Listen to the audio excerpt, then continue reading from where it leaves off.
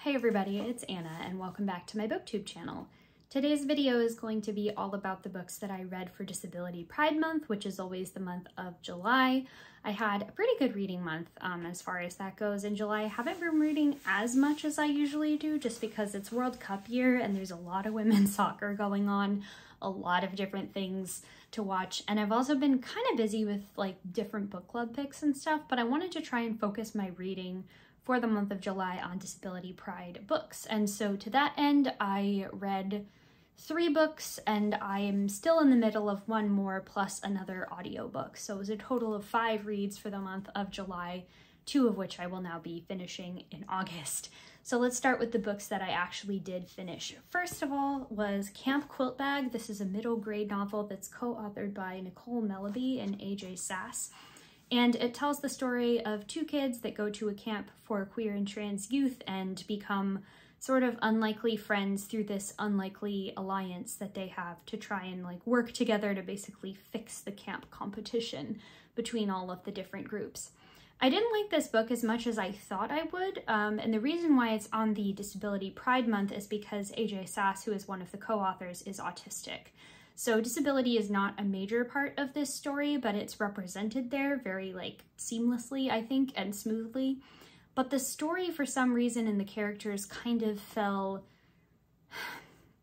I don't know if flat is the right word, because they felt fully fleshed out, but there was just something about the writing that I didn't really connect with the way I would have hoped. I'm not sure if it's the nature of the book or if it was because of the co-authorship, so I went in expecting one thing and got another, but this book was okay. I gave 3 stars.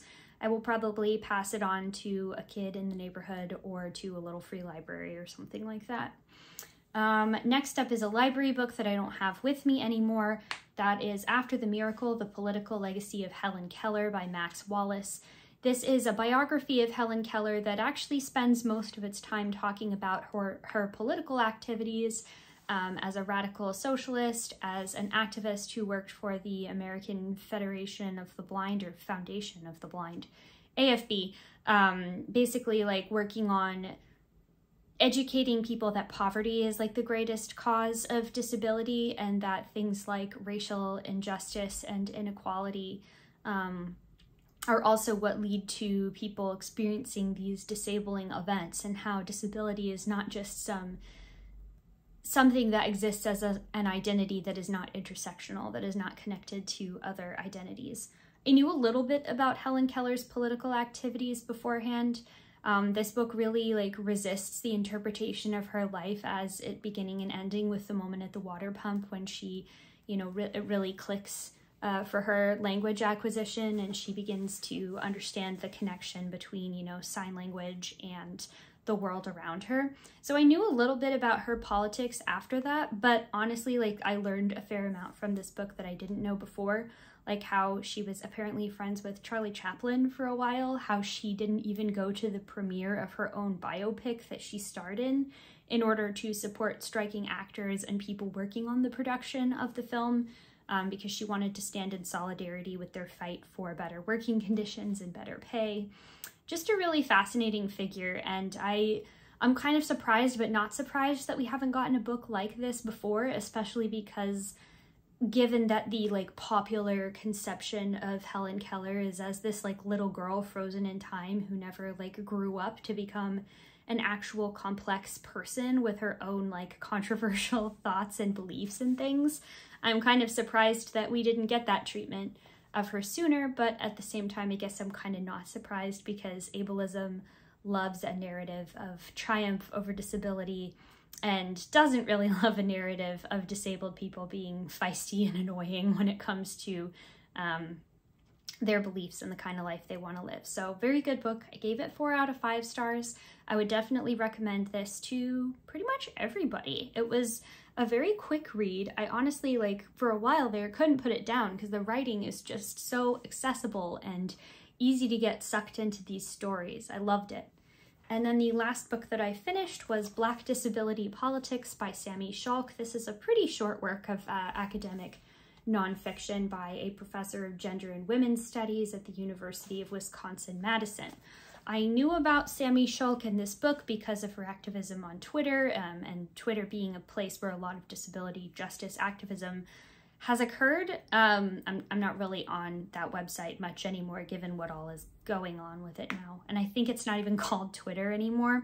So I'm not really sure what's going on there. But Sammy Schulk takes a lot of, she puts like a new critical lens on Black disability politics, where like disability, again, is not an identity that exists completely in isolation from things like race and gender, and that the intertwined intersectionality of all of these identities actually creates some really unique opportunities for disability praxis.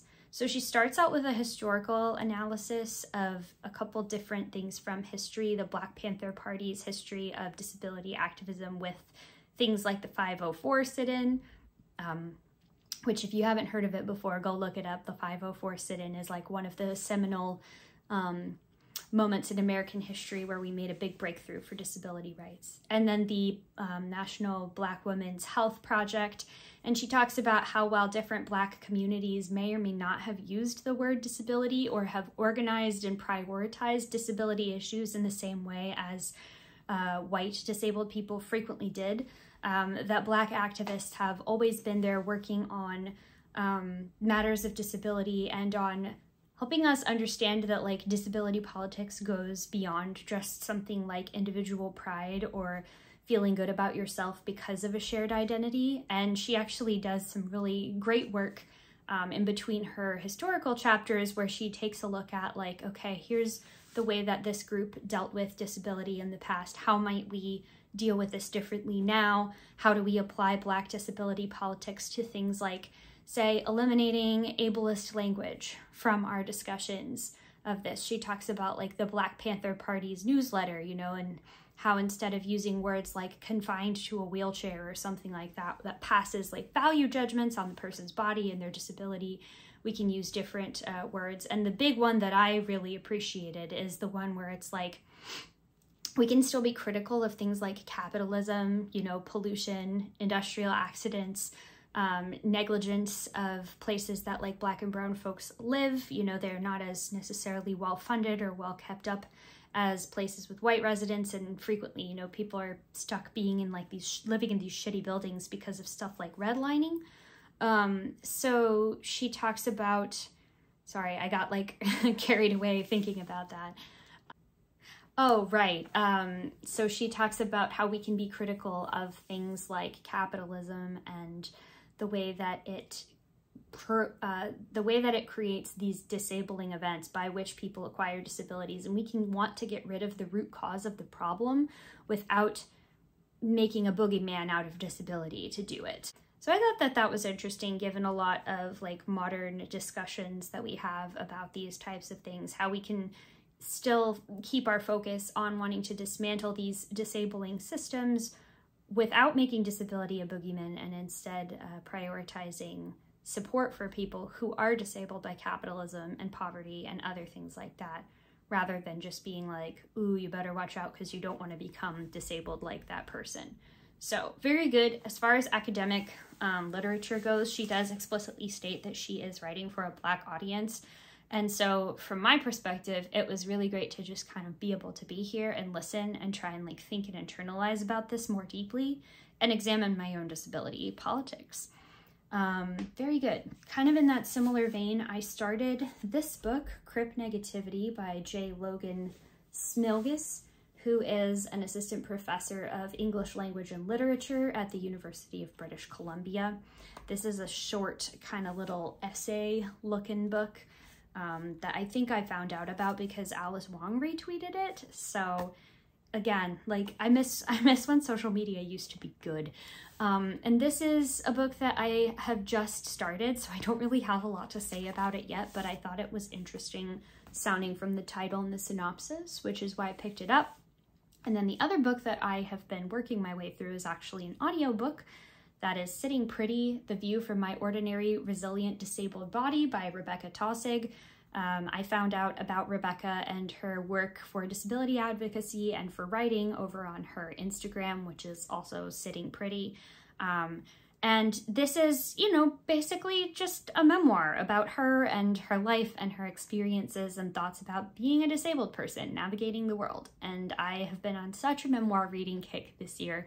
I've just been finding them incredibly interesting and enjoying figuring out new and different ways that people begin to write about themselves and their lives. So that's everything that I read for Disability Pride Month this year. Did you do any reading for Pride Month, or did you participate in the Disability Readathon? Or do you just have recommendations or things you'd like to talk about? Let me know down in a comment below. And subscribing to my channel is going to be the best way for you to get updates when I post a new video. So if you're not subscribed already and you like what you see here, please go ahead and click that button. Thank you all so very much for watching, and I will see you in the next one. Bye.